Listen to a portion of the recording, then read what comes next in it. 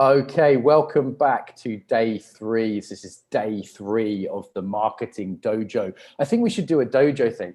Let's do some Japanese. I have a Japanese martial arts background. If you want to say "onegaishimasu," that means please in Japanese. Okay, a little bit of cultural appropriation to start the day. So what are we doing today? We're going to look at words that work, copywriting. I was talking to Erica about this. Erica's back to help. Are you happy that Erica's here back to help? Mate, she'll feel bad if you're not. That's what she's like. We'll talk about that later. She doesn't give a fuck. She's enlightened. And of course, we still have Yolanda helping us out on the tech front. So we're very well catered for. And on YouTube, we have people over there too. I believe it's probably Harley over on YouTube. So full team, we're going to reinforce the key messaging because you need to keep brainwashing yourself about the key messaging that marketing, it's okay to do. We'll probably do a visualization. I think today, let's do some embodied stuff because that's kind of our thing and that's kind of what works, particularly around like worthiness and around being hated. So yesterday we talked about niching. I don't know how you found that one, but part of niching is not being all things to all people. So we'll review that with a little bit of embodied work. Yeah, so that's, and we'll look at a little bit about how to be authentic in words that work. Okay, let's start with 2 possibilities. Possibility 1, it's January 2022, so 1 year from now, okay? You've learned nothing about marketing. How is your life better or worse? Probably going to be the same or worse. You decided, you know what, I'm not going to learn about marketing because I'm too spiritual. And you know what, I'd rather do more yoga because that's more fun. And I'll go on yet another course on coaching or yoga or dance or whatever you do and completely ignore this side of things. Bury your head in the sand because it's a bit uncomfortable. You know, even though it's not your fault, you never got taught this at school. You're like, you know what, I don't really have to learn this. I'm going to keep doing what I've always done. So that is the option that everyone who hasn't come to these free sessions has done. Okay, they've gone, you know what, I love what I do and I'm kind of a bit crap at selling it, but never mind, bury my head in the sands. So the first thing I want to say is well done for not fucking doing that. Okay, well done for not doing that. Yeah. Option number 2, and if you want to close your eyes, you can for this one. You can do it like, you know, visualizing and feeling. It's a year from now. You're not a marketing expert, but you've learned something useful. Maybe you just really took on board these 5 sessions. Maybe you listened to all the free podcasts. Maybe you bought the course that we're selling, or Cad's course, or George's course, or Julia's course. I could recommend people if you don't like me. You've done a course or 2. You know, you didn't spend loads of time on it, but you spent like an hour or 2 a week maybe learning about it over that year. And over that year, that meant you did like about 100 hours of learning. So, you know, in 100 hours, you could learn like a new language, right? Like the basics. So you learn 50, 100 hours of stuff. You've started to employ it. You're reaching more people who need what you do. Okay, so think of the people who you benefit now. Actually bring them to mind, like someone who really loved your coaching or your yoga class, your dance class, whatever it is. And normally there's like a warm, fuzzy feeling. I helped a human, yeah? And now imagine more of those humans. And, you know, you're just building trust with them. You're communicating with them. You've spent the year getting to know them. They're getting to know you. You found the ones that are more your cup of tea and you're more their cup of tea. You didn't have to be pushy because you were just one step at a time, building trust, getting to know them. You found some ways to do marketing that were, you know, maybe a bit uncomfortable, but sometimes were fun, sometimes were play. And you're building more relationships with more people who love what you do. And those people are benefiting from what you do. And some of them are just doing it, you know, maybe free stuff, but, you know, some of them are giving you some money. Some of them are buying your stuff a bit more. Notice how you feel, if that's possible, if that's an imaginable world. Okay, open your eyes if you've got them closed. So I'm not painting a picture of like you're going to be a millionaire on a yacht full of naked models, okay? It's painting a picture simply that you learn a basic skill, that you use that skill to become in contact with people you can help. Does that sound nice, useful, realistic? Just holding that you can do that is the first step. holding that you can learn the basic skills, and there's a bit of inner work as well as outer skills, a bit of inner work to do. It never really ends, but it's, you know, you can get better at it, that you can reach more people who like what you do, who can benefit from what you do. Because remember, that's all marketing fucking well is. Okay, and if you get nothing from these 3 sessions this week, I'd love you all to take away that reframe and that possibility. Not all of you are going to choose to buy a course or can buy a course, but many of you, you know, some of you will, some of you have already. By the way, thank you. People who are early buyers, always encouraging early buyers. And others of you will just read some books, or you'll find someone else to teach you. But I really wish that for you, that it's not Groundhog Day, as Joe has said, in a year's time. It's not, oh, I'm still crap at marketing. Oh, I'm still struggling. And like, what would it give you to not be so worried about money? Right? Like, I'm sure none of you are looking for the Ferrari, though I'm not against Ferraris. If you want a Ferrari, personally, I'd probably just kill myself if I had a Ferrari. I'm a bad driver. But what would it give you? Would it be that you'd get a massage once a week instead of once a month? Would it be that you'd be able to treat your niece and nephew a bit more? Yeah. Like, for me, it's like something that's like, I get a taxi when it's raining, right? Like, what is it? It could be something as simple as that. Or then there's the more other side of things, the psychological space. Like, because I spend a couple of hours a week learning about marketing, yeah, and a couple of hours a week doing marketing, I have more psychological space to go to yoga every day. I go to yoga every day now, some kind of yoga or meditation or dance every day. You know, I have more space to be generous. I have more space to learn, like mental space. Do you know what I mean? So think of hierarchy of needs. Yes, you can write poetry when you're starving, but it's harder. Okay, you need those basic needs taken care of. Cool. How was that little exercise? How was that? So I'm not promising you millions. It's just, you've got kind of a choice, right? You've got a choice to learn this stuff from me or from someone else. And you've got a choice to hide your head in the sand, pretend you live in a perfect world, and hope your life gets better. And hope is the currency of fools. Okay. Erica, anything you want to say on that? No, I don't think so. I think it was beautiful. Yeah. I mean, start with what it is that we want to build, you know. Yeah. What do we love? What do we want more of? Why put in the effort? Yeah. Beautiful. Thank you. If me and Erica agree on something, it's normally the case. Okay, so remember the things we've done so far. To recap, can marketing feel good? Can it be values aligned? Can it be of service? Yes, it can. That's the good news. Differentiating Jedi from Sith marketing. Okay, so the marketing that meets, that is authentic, that is generous, that is playful, that is honest, versus dishonest, manipulative marketing. Remember, don't watch this shit film. Marketing from the good feeling, from play. Remember, it's just letting people know how you can help them. Or if you think of it another way, it's building connections and relationships, building trust step by step. You don't need to be pushy or crazy if you do it step by step. That's the long-term view of marketing. Another way of looking at it is just a set of life skills, like no big deal. You learn to drive, you learn to speak a language, whatever it is. Yes, you can look at it as a spiritual practice.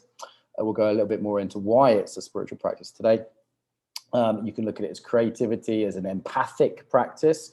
This is why, by the way, Erica is going to be much better at marketing than I am eventually, probably pretty soon. It's because she's much better listener than I am. So she's going to be much better at this than I am. Yeah. So different frames, pick one. Marketing is love. Not only is it not bad, it's a good thing to let people know how you can help them. You're just looking for the fit. You're just building relationships. It's only a fucking sandwich. Get over yourself. Okay. So this is the frames. And again, you might want to remind yourself, writing it in the chat, right? Tattooing it on your forehead, whatever it is, printing out a picture of a sandwich, which one of those you choose to accept. Because if you don't choose a frame, you get the default frame. And the default frame of society is Sith marketing, or don't do it because you're a nice person and nice people don't do Sithy things. You with me so far? This is all recap. Yes, no, maybe. Yes, Mark. Yes, Mark. We are re-brainwashing ourselves. This is a good thing. Yes. Okay, good. So yes, we looked at niching, the nest idea, the problem you solve, for who, and how you do it. Me and Erica have a very different style. We solve different problems, and we work with, sometimes different groups, but often some similar groups. Different examples of niching.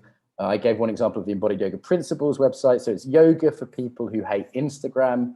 It's yoga for people that don't own crystals.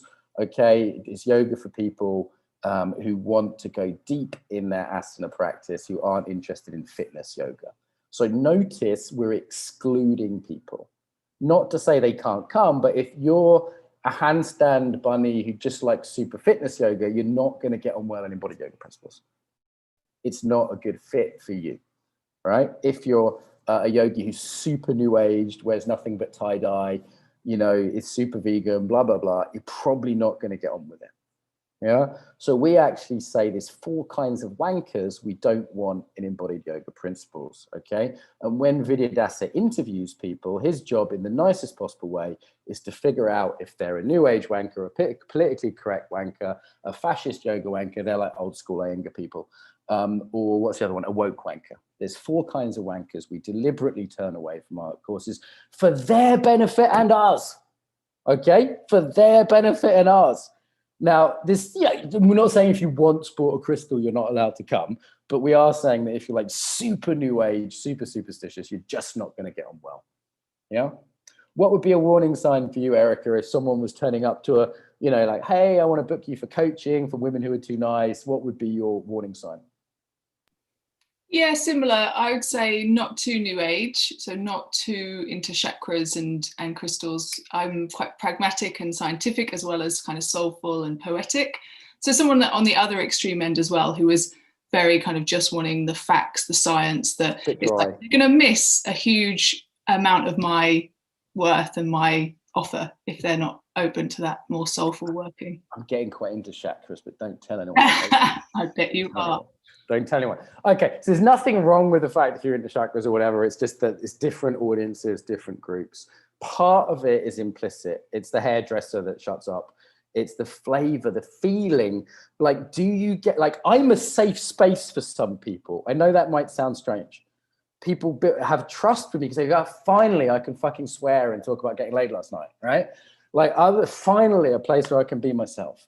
You know, we were talking about yesterday, life's too short to not be yourself, even at work, right? It's not this place we suddenly go and then fake it. That's also a terrible way of building trust. No one likes inauthenticity. So today the topic is like, well, how to write stuff about what you do, same message, okay? How do you speak the language of your audience? How do you sound authentic? And how do you give benefit? So these are the 3 takeaways, and then we'll do a bit of somatic work. So let me take those one at a time. My audience say certain things and not others. Key thing that I do is I read out an email before me and Kane send it. He's my copyright guy, or the website. I read it out loud and I go, does this sound like me?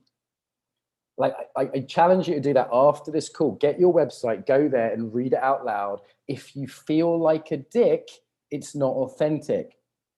Does that make sense?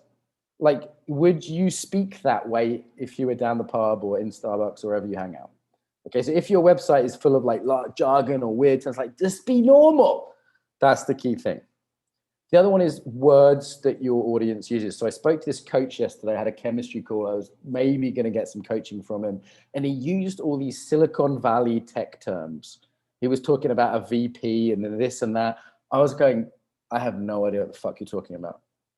Right? Like, I was sitting there going, I will pay you $500 an hour for coaching, but I don't know what you mean right now.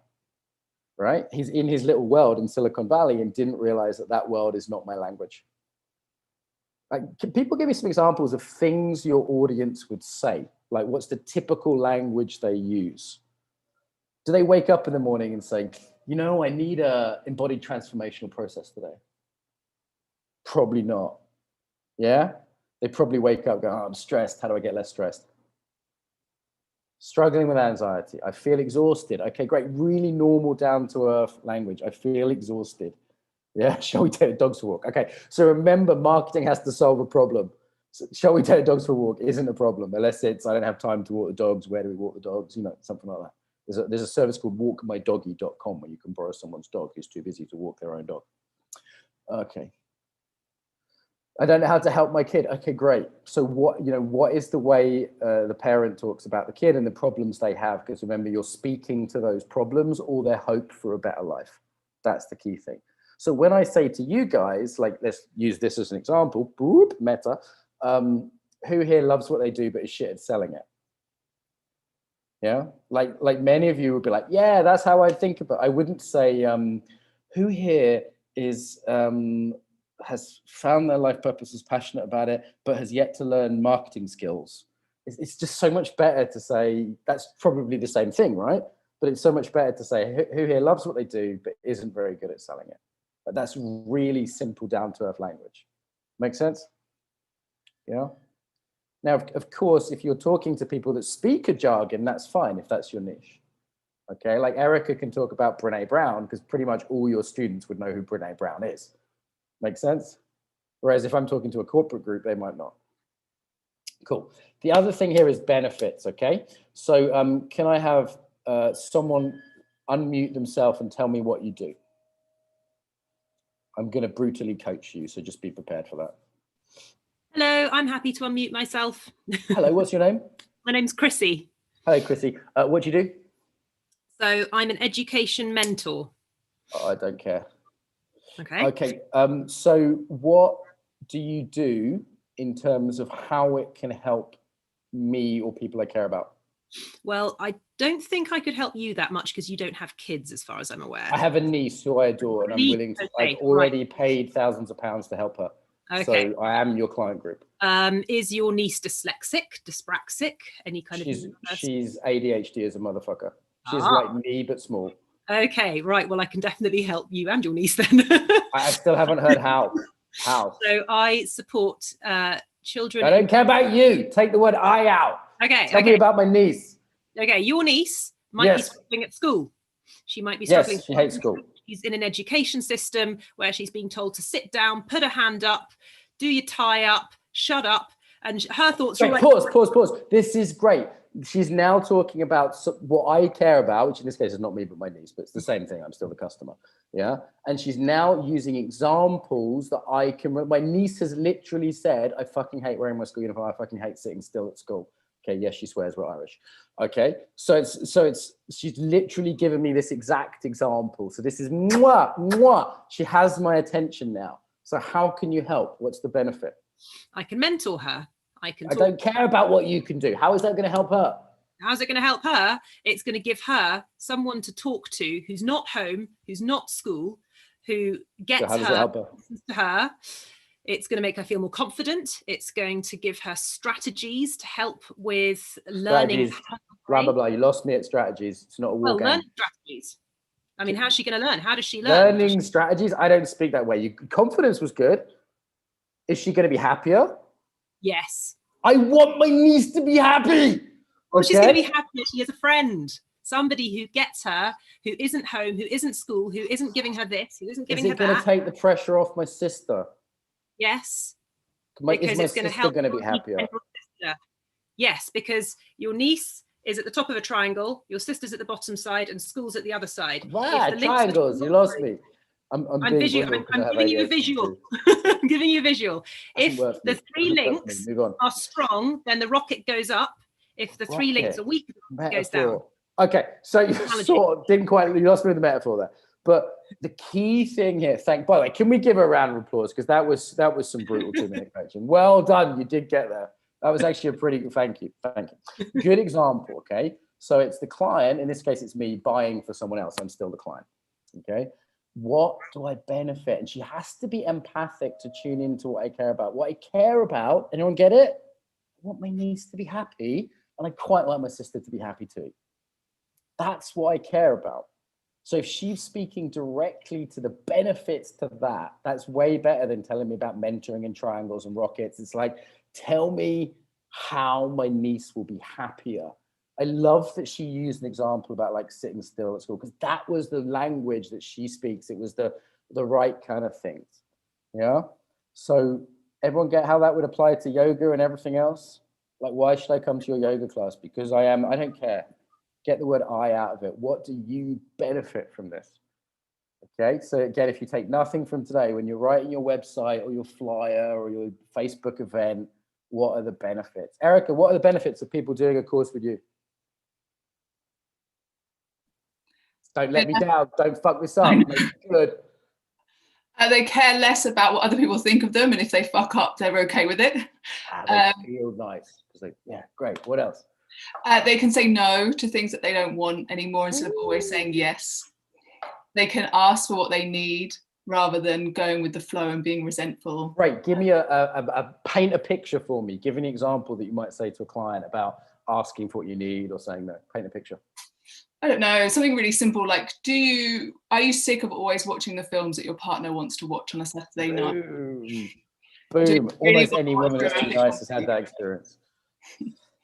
I literally had a girlfriend who was too nice years ago, and I'd always pick the movie and she'd always resent it. And it was like a thing. It was back in the day when you had to go to the video shop, right? It was like a thing every Friday night. Okay. Everyone getting the idea of benefits? So that's all. Copywriting is a huge area. Copy just means words that do an effect, words that have a reason. There's loads of books I can recommend, stuff on this. Copywriting is one of the most impactful areas of marketing to learn about. I pay copywriters, I go on courses about this, but the key takeaways there: know your niche so you can speak their language and the benefits that will appeal to them. Do that authentically. That is 90% of what any copywriter will ever teach you. You with me? Thanks, Uncle Mark. That was brilliant. I now know everything about copywriting I need to know. You're welcome. Okay. Good. Still breathing? But doesn't this sound like you're promising something? Yes! If you're taking someone's money, you are promising something.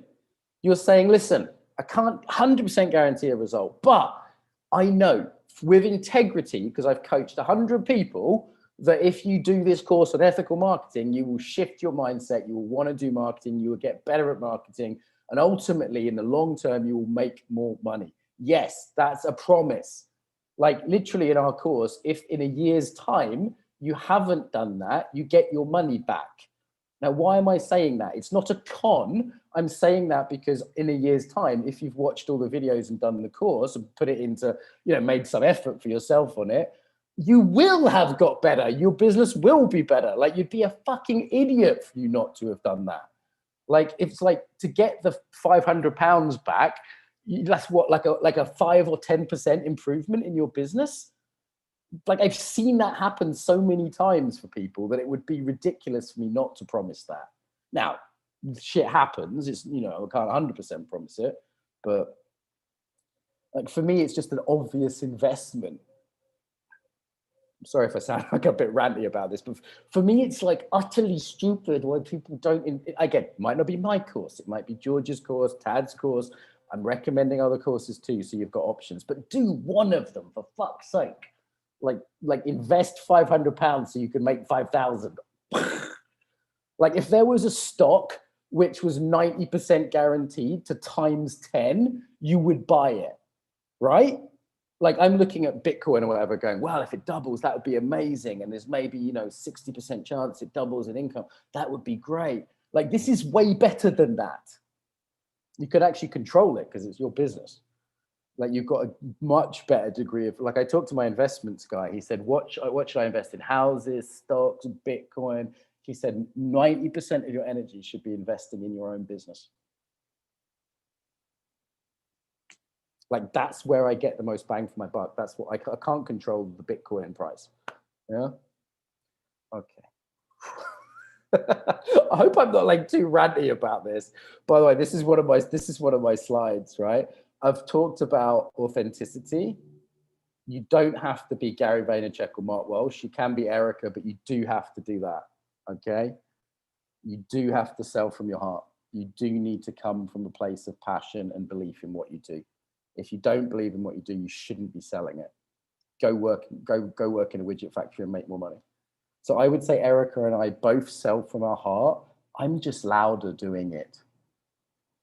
Does that make sense? You don't have to be shouty like me. You can be quietly confident. You can be passionate. You can be touching, as long as your embodied emotional self is involved in some way.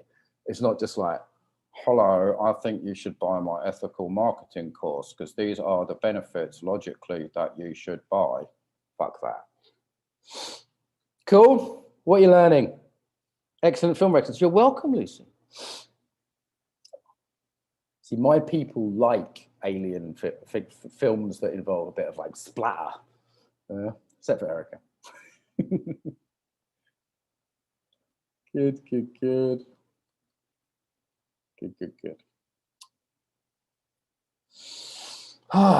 Take a breath. Shake, move, wriggle, let it sink in. We're just rearranging your consciousness around one of the most fundamental issues in life. No big deal. It's like, imagine you'd had no sex education at all. You thought sex was dirty and shameful. And then you went to like 5 45-minute sessions on how actually sex was amazing and could be a really beautiful, fun thing. Right? Like, that's what we're doing. Money is like that fundamental to who you are. Imagine if you had to like undo all your sex shame in 5 lots of 45 minutes, right? You could logically get it. Well, I've sat people down and had that conversation with them logically, you know, but it still takes a little while to shift. Still breathing? Good. That's an interesting question, isn't it? Like, what if you were as healthy about money as you are about sex? Who here has a pretty good relationship with like their sexuality? Like pretty healthy? Like not perfect, but like pretty healthy. Okay, what if your relationship with money was that healthy? Or let's not talk about sex. What about food? Who here has a pretty good relationship with food? You don't like binge eat, you're not anorexic. Okay, what if your relationship with money was that healthy? How would that be? Let's do this somatically. Even orgasm with money all over the world. Great. How would it be in your body right now, if you weren't ashamed or embarrassed to sell yourself, if you were completely relaxed about selling your work? If it was just no big deal. Here's how you can do this. Imagine you're selling someone else's work. So much easier to sell Erica's work than my own. Right? Let's go back to the dating analogy. Erica, can I pimp you a little bit? Is that okay? Can I say why? Is that a yes? Is that a real yes? Okay. So if I was like, you should totally date Erica, okay? She's kind, she's feminine, she's smart, she's got a great set of personality, she's amazing. I really recommend her. So easy. Okay, even for someone as confident as me, I cannot sell myself that way. Now, Erica, you could probably sell me much easier than yourself too, right? This is why you should always wingman with your sister when you go out to a nightclub. Anyway, never mind. So me and my sister, no one sees it coming. Anyway, so the same thing with your business, okay? It's hard. Of course you aren't very good at selling yourself. You're not a twat, right? Of course not. Like, it's weird to sell yourself, but in your body, if you would just imagine you're selling someone else, but it's you. And you don't want to bullshit. You just want to say what they're good at. How would that be in your body? Now, let's imagine you were asking for the money for your class, workshop, training, whatever. And you valued yourself enough that you were just taking care of yourself. It was an act of self-care and kindness to get paid. Because it is, right? You know, why do you feed yourself? Because it's kind. Why do you wash yourself? Who brushed their teeth today? You took care of yourself, right? This is just that. Ava's like, yeah, I better pretend I brushed my teeth. I didn't really. It's just taking care of yourself. It's not like any big deal. I'm trying to hit this from different angles. Is this landing? Okay, let's look at this another way then. Why are people embarrassed to say the benefits of what they do? Now, maybe they're new and they don't really yet realize, and maybe they're a bit premature. You can get inflated is the other way you can go, actually, if you kind of overcompensate. Did you ever see that? Big ego, low self-esteem. Okay, that's the same self-esteem problem, but inflating as a you see that in sales as well, particularly from like new yoga teachers, a bit inflated, sort of overcompensating. But whether it's under or over, it's not right size. It's not just normal. Yeah, it's not no big deal. Why do people do that? Well, one is they don't know that their product is awesome, but let's assume enough people have told you you're great over the years that you're pretty clear that for certain people it's good. Maybe you're trying to do too much at once instead of taking it step by step, stage by stage. Coffee, dinner, Netflix, not all at once, stage by stage in the romance. that will feel weird, and it will rightly feel weird if you do too much too quick. Okay, but let's say it's not too much too quick. You do know your product's good. One of the main things can be around worthiness. Like there's some deep stuff here. Yeah, there's a bunch of exercises in the bigger course that are a bit deeper and not really appropriate for this kind of context, actually. Another one would be, actually, let's do one on that, a light one. Hold your hands out like you're receiving something. So some of you do it like this. That's a barrier. Yeah. And notice if in your body you feel like you're actually going to receive, or if you're just sort of, it's not going to happen. Or if you get grabby, that's not a nice energy either for customers. Can you practice that embodiment of welcoming receptivity?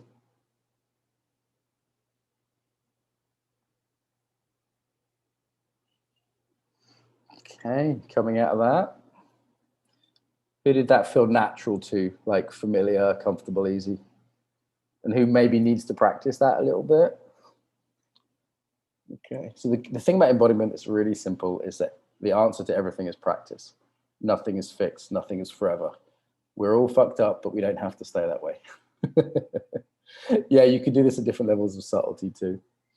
The other one is wanting to be liked by everyone. Erica's our resident expert in this. Why do people want to be liked, Erica? Well, I think there's a lot to do with old history, you know, particularly if we weren't okay coming into our own power and our own assertiveness, then we built our safety through, am I keeping other people happy around me? You know, so we're super sensitive to the tribe or to other people. We're social animals, the tribe matters to a greater or lesser degree, lesser, greater, right? But even to me, some degree it's there. There's some degree of like, hey, it matters what other people think. This really will inhibit your ability to publicly sell what you do, particularly if you're going to try and niche, because niching means some people will hate you. And it will mean most people ignore you. Being ignored, by the way, is brutal. I once asked this Russian girl out in the street in Moscow, and she just walked around me like I didn't exist. And it was brutal. It was like, she didn't even make eye contact. It was way worse than her saying, go away, you creep. She just completely, and she had a right to do that, right? But she doesn't owe me anything. She just didn't want to stop and talk. You know, I was really polite, you know, it was appropriate context, but she just walked around me and I was like, just, you know, even I fucking have a line, right? It's like, wow, you know, that's what most customers do. Most potential customers just ignore you. Yeah. So you have to get used to being hated and ignored. And here's the worst one for some of you, admired. Yeah. Like, which is worse, people saying you're a scumbag, you're a piece of shit, or saying that you're amazing? I get emails every day like, you're amazing. That course thing you did yesterday on ethical marketing was the best thing I'd ever seen. I'm like, whoa, easy, easy.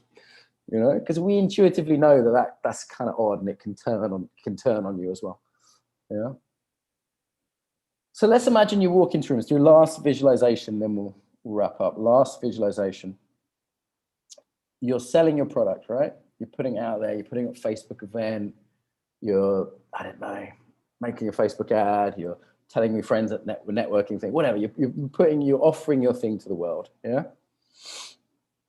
What's the worst response? Is it people saying I would never buy that. That's rubbish. Is it people saying, well, I wouldn't buy from you. You're fat. I've had that. I've had literally on my YouTube videos, people saying, you're fat. I'm not buying from you. People say, you're ugly. You're stupid. I don't like stupid. I hate being called stupid. You're dressed like a slut. Look at you dressed like a slut in your yoga video. What's like the worst thing they could say for you? I mean, don't traumatize yourself. What's the worst thing you could say? You're boring. Or is it, you're a goddess? You're amazing. Most people have both extremes, actually. Okay, and can you keep breathing while you're doing this? Yeah? Can you be loathed or ignored completely? Imagine you're walking down the street, you're wearing your best clothes, you're feeling really good, and everyone was just looking at you like, ugh. Who the fuck are you? Just with disgust and contempt. Imagine you walked into a room and everyone in that room thought you were a child molester. You walked in and you're just like, hi guys, nice to meet you. I'm not, but nice to meet you. You're all wrong. Nice to meet you. Still breathing? It's going quite extreme. Still breathing? Let's take it down a level. Let's just imagine someone came to you at the end of your yoga class or aikido class or whatever and said, didn't really enjoy that. And you shook them by the hand and said, okay, no problem. Maybe you'd enjoy my friend Kelly's class. Yeah, actually, I know another aikido teacher. Do you want to check them out? Here's a number. No problem. Have a good day. I really genuinely wish them well. Make sense? So this is like a shame meditation. This is the thing that I think secretly controls and stops so many of us putting our gifts into the world. Is to be hated or to be loved is too threatening. And both of those things are going to happen when you do good work. Both of them are dangerous, actually, for different reasons. You treat those two imposters just the same, but actually you'd have to be completely enlightened to do that 100%. It's an ongoing process, right, Erica? Everyone's still okay? You're still breathing? Have I put you have I dumped you into too much? Oh, everybody hates me now. I'm terrible. Have a little wave. Let's do a little dance, okay? Whoop, whoop. Imagine you're in a nightclub. Reach for the lasers. Whoop, whoop. Everyone reaching for the lasers. Chara, it's going to be okay. It's going to be okay. People, your self-esteem doesn't depend on people liking you, okay? You're a good person, irrespective. Alanis Morissette did a song about it. Close personal friend now. Okay, so I would be good. It's a good song. It's a good song. By uncoupling your self-esteem from success, you become free to have success. It's fucking ironic. Another Alanis Morissette song. See what I did there? Genius. Uncouple your self-esteem from financial success. Yeah? And again, if you can do that 100%, you are literally enlightened, literally by the Buddhist definition. So don't worry if you've still got residue. Oh, you guys still okay? Still alive? Okay, so it goes deep, this stuff, right? So yes, you can reframe marketing. That's what we did again today. We looked at the reframing marketing, the different models of that, keep reinforcing that. We looked at copywriting, yeah? Benefits we looked at. If you took one practical thing from today, take that. That will change your life. We always talk about ourselves, talk about the benefits, okay? Then we looked at authenticity, looked at using the language a client uses, and we did a little bit of work that's really deep, so well done, even for going there at all, about how stuff around kind of worth and being loved and hated comes up in this. And the more you can decouple that, and that is a practice. In the longer course, there's a lot of exercises that are probably best done spaciously in your own time, with other people supportive. It's the kind of thing that's best not just done quickly. Then today's a taster, and honestly, most people just aren't going to go there because it's a little bit much to do, just out of the blue like that. Some other things that are in the course that we haven't done and won't do, stuff on family, culture, intergenerational trauma stuff, more money mindset stuff, much, much deeper. Lots and lots of exercises around money. So I've got about 20 exercises in there about things like, what do you do when you get given change or when you get cash out? How do you talk about money? Loads more embodied exercises, loads of centering stuff on values, receiving, stuff around meta and money, which is a Buddhist thing. So loads about that. And obviously in the course, there's a load of stuff on the more like models. We're mostly doing the inner side of things, but then obviously there's the outer side of things. Like we just did benefits, which is video number 3, right? But there's a whole video on that, plus all the other stuff.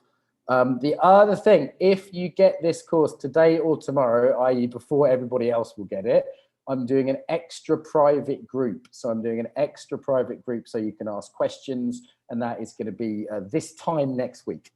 Okay, but that's only for people who buy it today or tomorrow. That's my way, just to be transparent, of encouraging early buyers. That's probably only going to be like 20 people. So you get a chance to ask your questions. Most people will buy it when we double the price next week. Okay, that's when most people will buy it. So, you'll get in there early. And if you want specifically to do Like that little process I did before. Where was my victim? I check she's okay. Where is she? I'm here, Mark. Okay. You're fine. So how was that process? Was it helpful? It was really great. Yeah, I really enjoyed it actually, and I think I like your style. I'm used to be an actor, so I kind of. So you like the over-the-top style. I respond well to direction as well. You like it, and in 2 minutes, she's never going to forget that 2 minutes. Next time she's writing her website, next time she's writing a flyer, next time she's talking, doing a sales call with a parent about being a coach, she's going to remember, like Mark saying, I don't give a fuck about you. She's going to remember that, and she's going to do a much better sales call. Like literally you can do that. We did one yesterday about niching in a small space of time. That little bit of individual attention can be really useful, And as you say, she likes my style, so it might be a good fit for the course. It's on the thing below if you're watching on YouTube.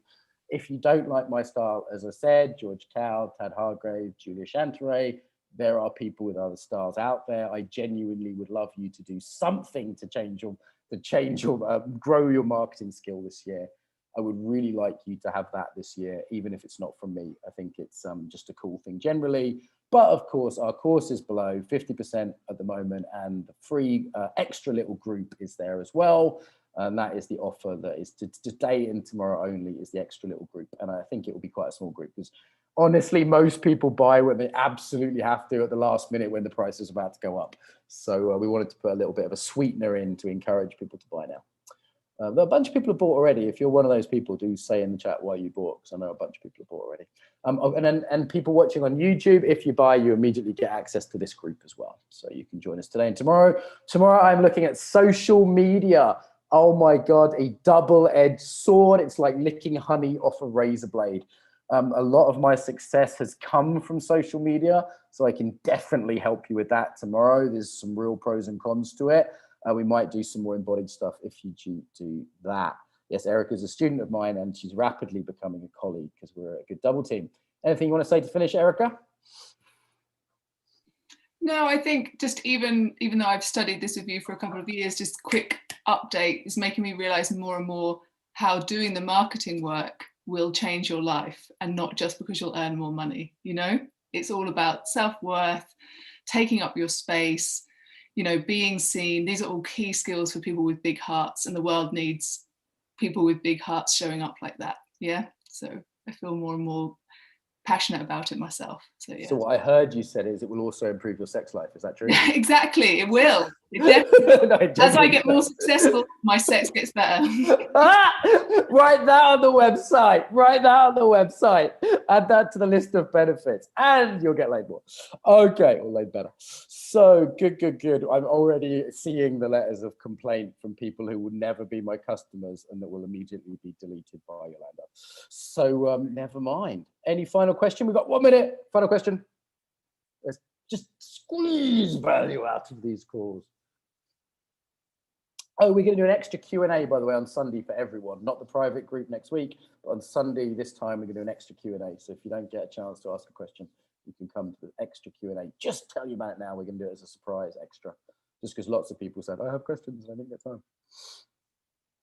Niching, same time.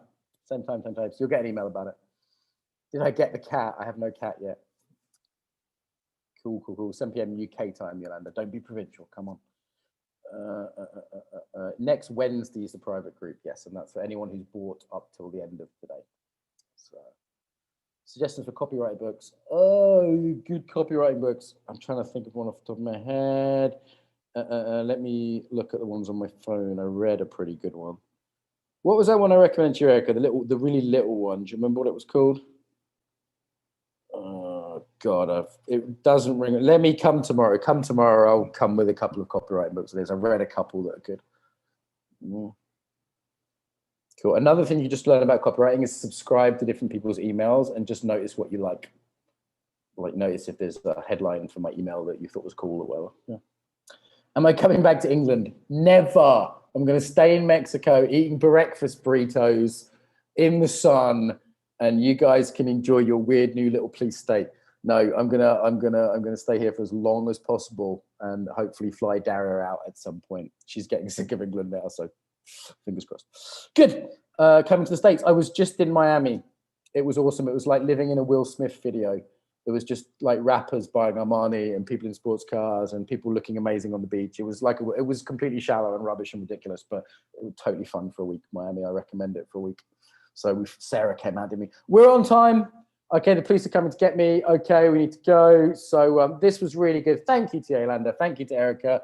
Thank you to, is it Chris, our willing victim today? And I'll see you all this time tomorrow. And if you think it's a good fit and you want to improve your marketing this year, then do fucking invest in yourself and buy the course already. Bye-bye. Thank you. Go away. Thank you very much. Thank you. Bye. Come on, go away. I need to go to the beach. Thanks, Mark. Bye. Bye. Hey, Miller. Nice to see you. Hey, Ellen. Hey, Virginia. Hey, Virginia. Hey, Arena again.